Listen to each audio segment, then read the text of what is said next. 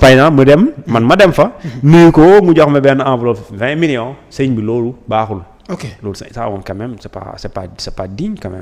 ok beneen boo xam ne bëgg naa koo laajaat muy Benno Bokk Yaakaar dafa mel ni léegi mënees na ko woowee ex Benno Bokk Yaakaar ou bien coalition bi. lenn xam naa ko. muy. Benno xam nga yàlla dafa def nag. ñoom loo leen mën a waxal.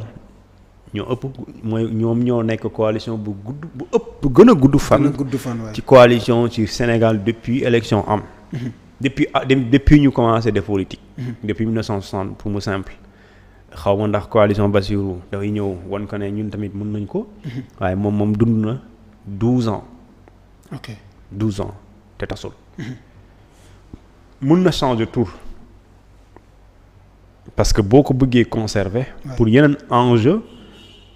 da ngay def ce qu'on appelle réorganisation. soo defee réorganisation da ngay def ouverture. ouverture mooy da ngay xool ci opposition bi ñan nga mën a àndal. nga partager ak ñoom li ñu tuddee. dugal leen ngeen xool nan ngeen di àndee. maanaam ñi mën a ànd ñu mënul ànd ku nekk dem. donc loolu bu amee mun na soppeeku doon beneen coalition waaye lu tere ñi nekkoon Benno mun nañ fa nekk ñu utaale ñeneen loolu je dis bien ce sera une réorganisation et je gëm naa ne ñi nga xamante ñoom ñooy Benno nee naa la.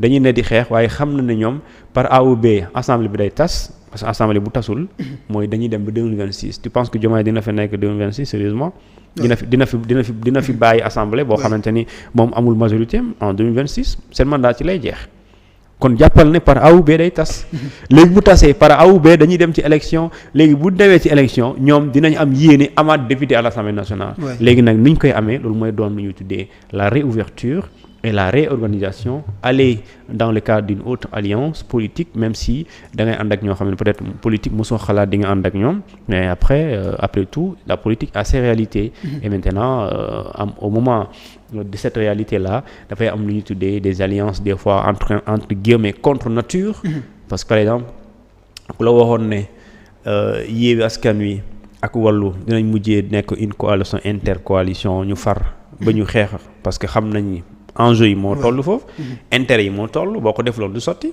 parce que si boobaa yow boo xaajoo mais nguur gi da lay daan mais est-ce que ci APR bi wala boog itam Benno Bokk Yaakaar bi dinañ mën a réussir li nga xamante ni amaana ñi fi nekkoon au pouvoir te wàcc réussir uñ kon c'est-à-dire que dafa mel ni pour nga wàcc jugaat am doole bi nga amoon dina jafe lool surtout que bu dee Benno Bokk Yaakaar xam ne ni ñu wàccee dafa xaw a métti buñ ko mënee waxee noonu parce que ki leen gagné 54,8% xaw ma moom la yéegee est-ce que poids boobu ak itam suur gi nga xamante ni meloon na ne askan bi dina leen ko suur dina yombaat ñu ñëwaat ak force boo xamante ni mën nañ am nombre sax député yi ñu soxla ci assemblée. waaw xam nga bu dee dañoo def ce qu'on appelle l'historique. parti wala mouvement wala mouvance présidentielle yi nga xamante ni. dañoo wàcc ñoo jiitoon réew mi.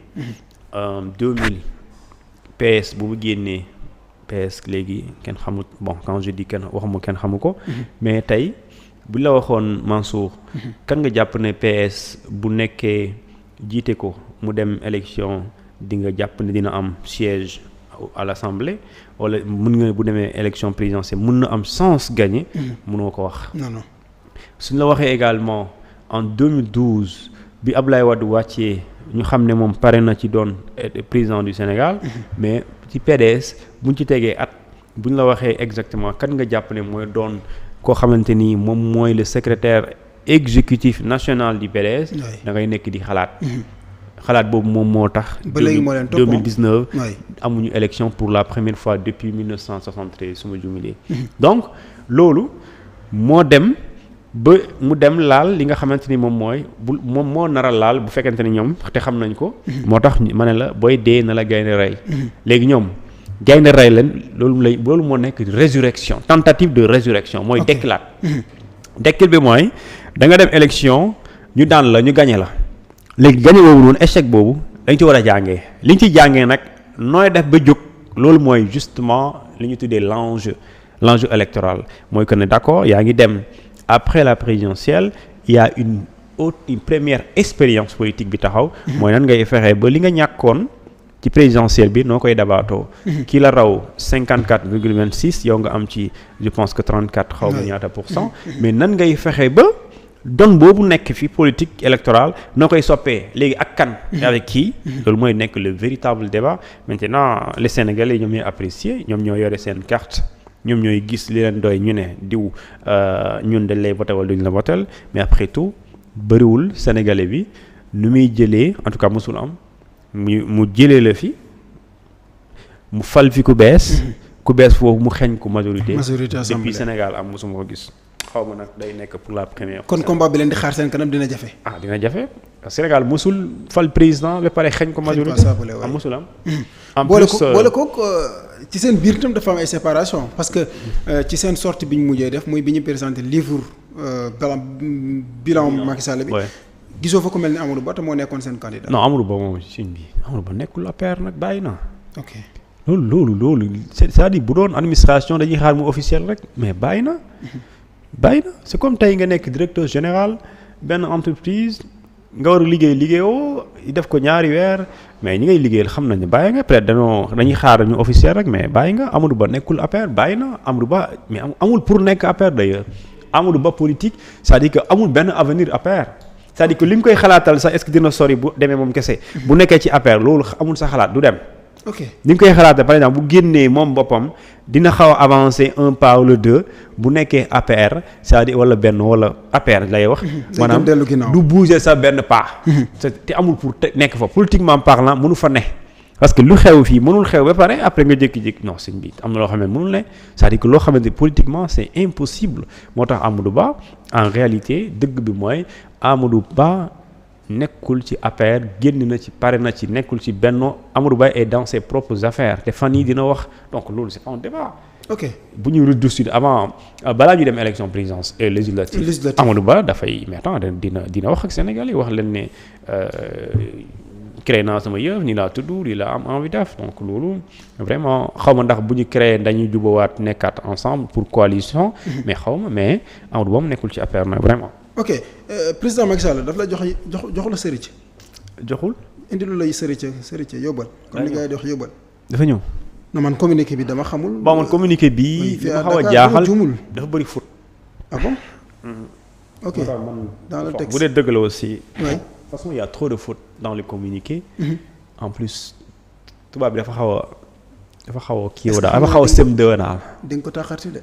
ah. yaa ngi ko yor foofu sa téléphone. bon est-ce que yor na ko. oui maa ngi la ko envoyé par sa kii bi xool ko. dafa xaw a tubaab bi daal. dafa xaw a sem ok dafa xaw a si la beere. waaw te man président xamee moo ko waxu sem de boobu. ok. léegi loo bëggoon mu wax. da nga ci am doute quoi. non j'aurais aimé ma am certitude que ne moom la comme ça ma mën ci wax. mais là je pense pas. yan faute nga ci remarqué. ñu ànd ak internautes yi lire est-ce que yéen a ngi yor texte bi communiqué coalition Benno Bokk Yaakaar bi voilà léegi biisu may na leen ko noonu ci écran bi. biisu may na leen ko. waaye. kon xaaral ma desee leen photo après ma xool. ñu xool ñu bokk yër ba xam. bisu teg mu naan cuun corrige le communiqué de Macky Sall. xel nangu na ba xam. suñu ancien président bind lu ni mel wala déet waaye nag itam. boobu ak léegi tamit. commentaire la. boobu ak léegi tamit ci WhatsApp envoyé naa la ko par WhatsApp. boobu ak léegi tamit gisuñu benn kilifa ci Benno Bokk Yaakaar koo xam ne commentaire na ci mbir mi ba xam lu authentique la wala déet ci président Macky Sall la bàyyi ko wala fan la bàyyi ko parce que lu ni mel moom jàppees nañu ne amaana bu dee. remarqué nañ ci ay fautes amaana mën na ci am xel ñaar ci ndax fa moom la bàyyi ko wala déet comme ni ko Thioune waxee yaa ngi ko tiim. ok.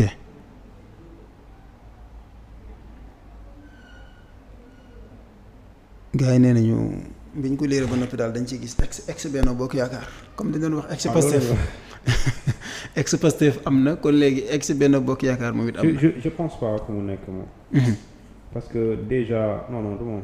ok je pense pas. ok c'est pas officiel je suis désolé. ok Benno duñ ko bindee du nii il y a des fautes que, par exemple, quelques puissent être leur nature. On se demande s'il est encore pertinent de garder Ben dans sa forme actuelle et continuer ainsi de rien n'était.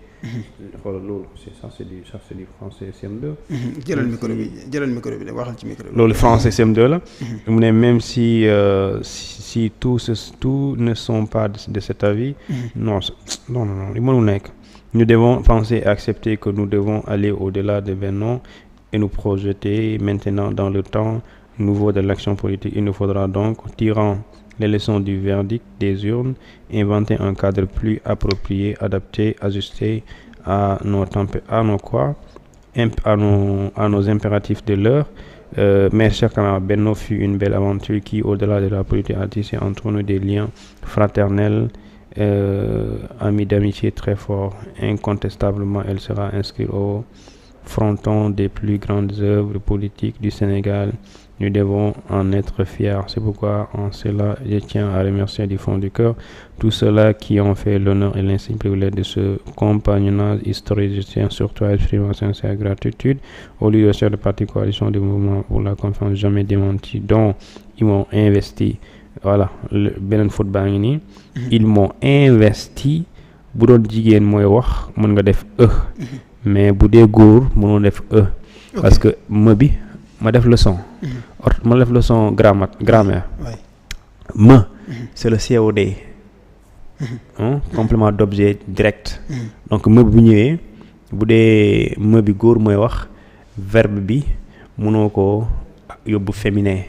Et bu dee jigéen la mën nga ko def féminin. Bu doon par exemple Mimi Touré mooy wax mu ne les Sénégalais qui m'ont investi investi bi dafay am lu tax moo am parce que me la me bi remplace Mimi Touré mais me bi léegi mënul nekk remplacer Macky Sall ba pare investi nga def ci mënul nekk d'accord loolu et je pense pas Macky Sall lire li ba pare bàyyi mu jàll xanaa loolu troisième faute baa ngi noonu du dëgg beneen bi mooy maa ngi def cours de